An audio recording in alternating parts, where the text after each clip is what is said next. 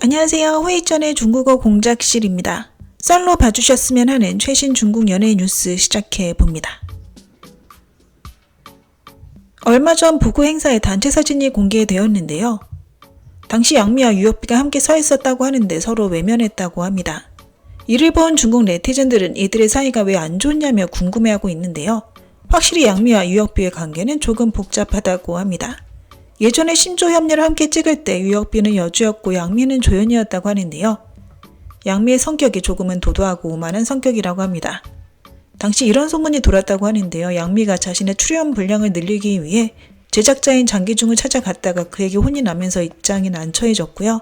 이때부터도 여배우의 관계가 안 좋아질 조짐이 보이기 시작했죠. 나중에 양미가 큰 인기를 얻은 후 유혁비와 잠시 친분을 쌓은 적도 있다고 하는데요.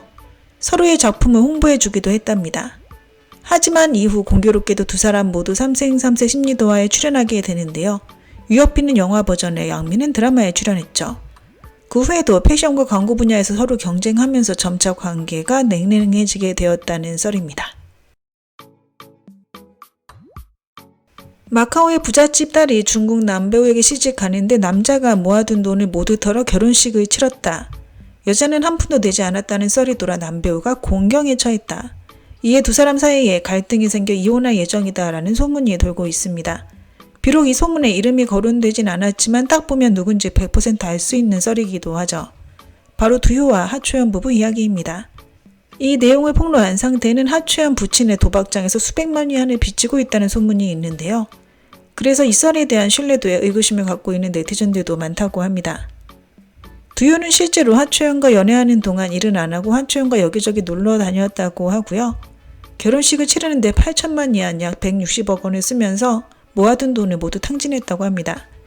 결혼식이 끝난 후 두효는 본전을 되찾고 싶어 했고 하초연 집안의 사업에 참여해 어떻게든 이익을 얻기 위해 시도했다고 하는데요. 이때부터 그와 하초연의 관계도 냉랭해졌다고 합니다. 현재 두 사람은 정식으로 혼인신고를 하지 않아 법적 절차를 밟을 필요는 없다고 하며 지금 서로 대치하고 있는 상태라고 소문이 돌고 있다고 하네요.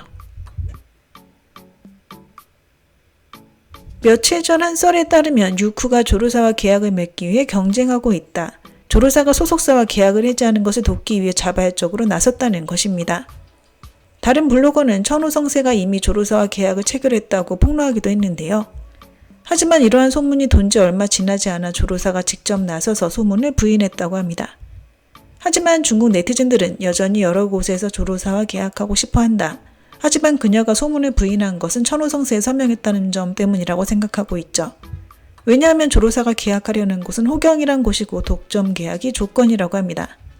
호경은 알리사나의 회사라고 하는데요. 얼마 전 알리 본사 건물의 대형 스크린에서 연속으로 조르사 주연의 드라마가 방영되었다고 합니다. 만약 호경과 조르사가 실제로 아무 관계가 아니라면 그녀의 작품을 방영할 이유는 없다는 것이죠.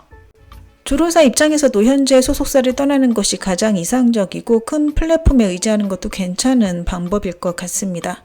돈이 많은 플랫폼은 그녀가 계약 해지 비용을 낼 필요도 없다고 하는데요. 다만 수익 분배 조건이 좀 더 까다롭다고 합니다. 어쨌든 조르사가 호경과 계약한 것이 사실이라면 곧 신작 촬영에 들어갈 수 있을 듯 싶네요. 진성욱이 보그 레드카펫에서 멋진 모습을 선보였다고 하는데요. 역시나 정장 스타일이 잘 어울리는 배우이기도 합니다. 성숙한 도시남자 느낌이 강하기 때문이죠. 현재 방영 대기장 모두 현대극인데요. 다만 현대 로맨스는 고장 로맨스처럼 폭발적인 인기를 얻기는 쉽지 않다고 합니다. 차기작은 텐센트의 가금체가 언급되고 있네요.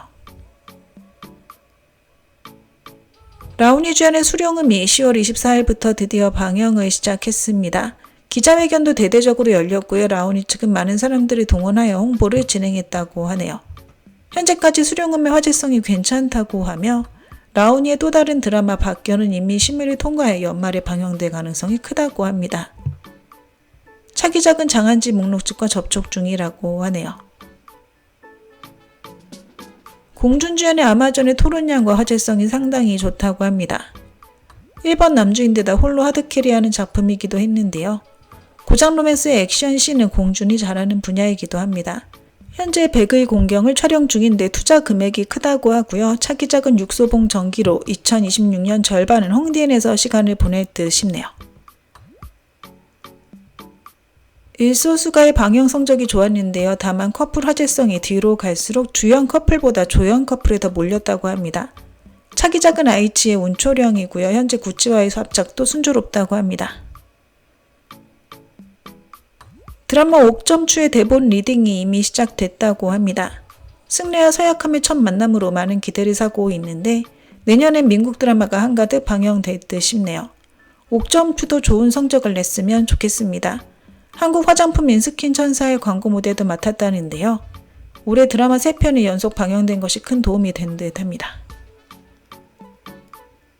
황준첩에게 사생팬과 대리 촬영하는 사람들이 정말 많이 따라 붙는다고 하는데요.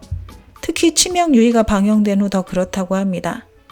하니커즈와 협연한 금월령이 28일에 텐센트에서 방영된다고 하고요. 차기작은 가금지의 서브남주 역할이라고 하네요.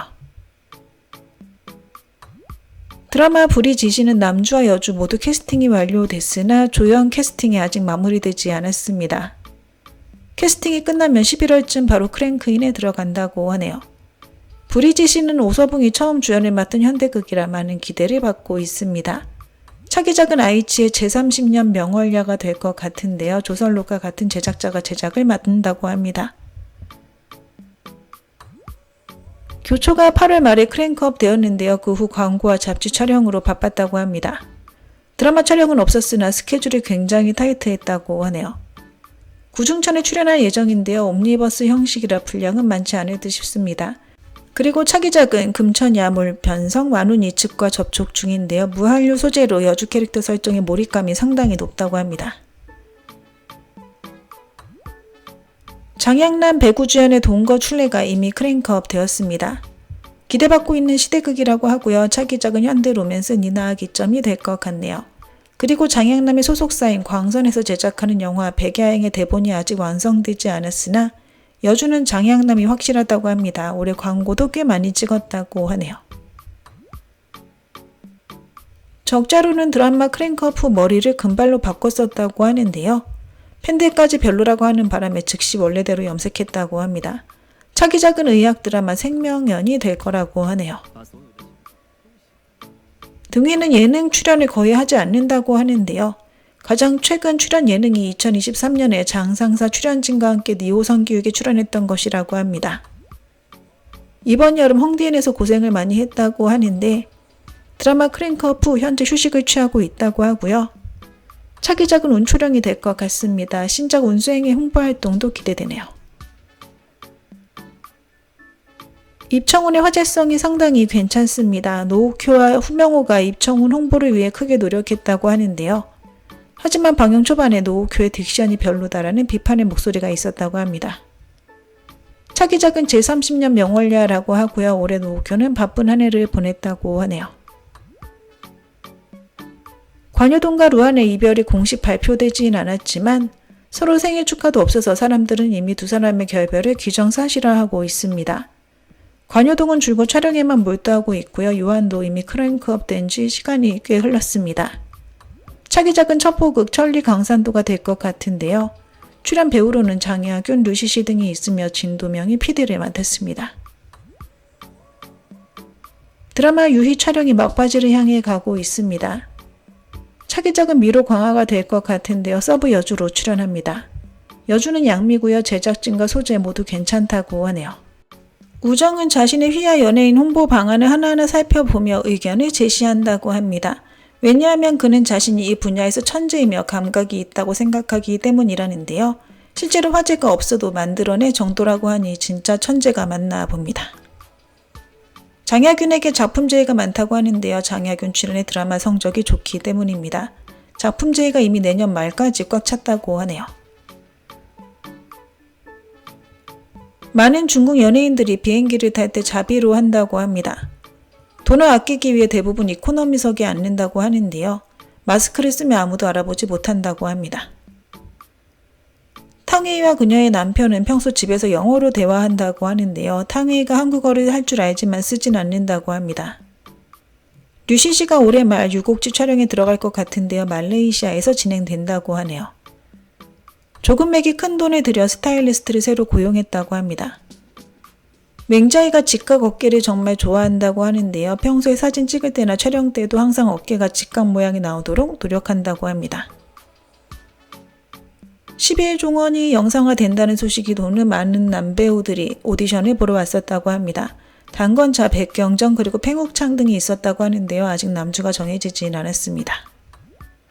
고장급 귀향진의 남주로 이윤예가 물망에 오르고 있고요. 여주는 아이미 측과 접촉 중입니다. 아직 어린데요. 플랫폼에서 밀어주는 여배우입니다. 이란적이 직접 접촉했던 드라마 월두하락의 진행이 잠시 보류 중입니다. 제작자와 이란적 소속사 측이 아직 논의 중이라고 하는데요. 플랫폼에서 추천한 남주를 이란적 측에서 받아들이지 않았기 때문입니다. 올해만 해도 정우회가 찍은 광고가 20개가 넘는다고 합니다. 왕학재는 국외 공포물을 좋아한다고 하는데요. 피 튀기는 것 말고 오로지 공포스러운 내용이 나오는 것 말이죠. 원빈현이 MCN 쪽과 계약했다고 하는데요. 쇼트를 찍어 복귀하려는 움직임이 있습니다. 장혁윤에게 부친이 같고 모친이 다른 남동생이 있다고 하는데요. 즉 동부 이모죠. 장혁윤의 아이와 연령대가 비슷하다고 합니다. 하지광이 우정 쪽과 계약했다고 하는데요. 우정이 하지광에게 주는 캐릭터 모두 조연일 뿐 남주는 없다고 하네요. 류샤뇽에게 출연 제의가 많은데요. 대부분 조연입니다. 연기력은 그저 그렇지만 외모 좋은 조연 역할 출연 제의는 넘쳐난다고 하고요. 출연료도 200만 위안 약 4억 정도라고 합니다. 이윤예가 접촉 중인 신작 대당 피주기의 여주로 여러 인기 여배우들이 물망에 오르고 있는데요. 이 중 송주아도 있지만 스케줄이 꽉 차서 내년에나 시간이 난다고 합니다. 국정이의 고장극은 인기는 그저 그렇지만 손해는 보지 않는다고 하는데요. 출연료가 높지 않아 가성비 좋은 여배우로 손꼽히고 있다고 하네요. 허계의 스케줄이 이제 완전히 정상으로 돌아왔습니다. 위철명과 찍는 청풍령도 더블 남주 구성으로 홍보에 들어갔다고 하네요. 최근 곽기린이 탈모로 고민 중이라고 합니다. 등초 올해 주연의 대안부의 진행 속도가 매우 더디다고 합니다. 상편은 동안편, 하편은 서안편으로 나눠서 방영될 거라고 하는데요. 현재의 속도로 봐서 내년에나 촬영에 들어갈 수 있을 거라고 합니다. 송일용이 평소 집을 많이 그리워한다고 하는데요. 일이 없으면 대부분 고향인 대련에 머무른다고 합니다. 진휘정의 소속사인 영황오락에서 진휘정의 아들에게 순금 메달을 선물로 줬다고 합니다. 그리고 진휘정에게 아들이 크면 영황으로 와야 한다고 했다네요. 왕성거리 초콜릿을 먹기 위해 1시간 이상 헬스를 한다고 합니다. 당원과 라진이 따로 지내고 있는데요. 라진은 북경에, 당원은 상해에서 아이와 함께 지내고 있다고 합니다. 한 여자 재벌 2세가 샤오잔을 너무 좋아한 나머지 샤오잔의 집 위층과 아래층 집을 모두 샀다고 하는데요. 아쉽게도 샤오잔이 너무 바빠 단 한 번도 마주치지 못했다고 합니다. 하수와 진휘정은 이미 6년 동안 함께 해왔다고 합니다. 하수는 SNS를 업데이트하지 않았고 임신 때문에 쇼에 나가지도 않았고요. 진휘정도 허와 요한 방영이 끝난 후에야 비로소 출산 소식을 공식 발표했습니다. 그렇지 않았다면 허와 요한에 부정적 영향을 미칠 수도 있었겠죠. 네, 오늘 준비한 내용은 여기까지입니다. 워만 부젠 부산.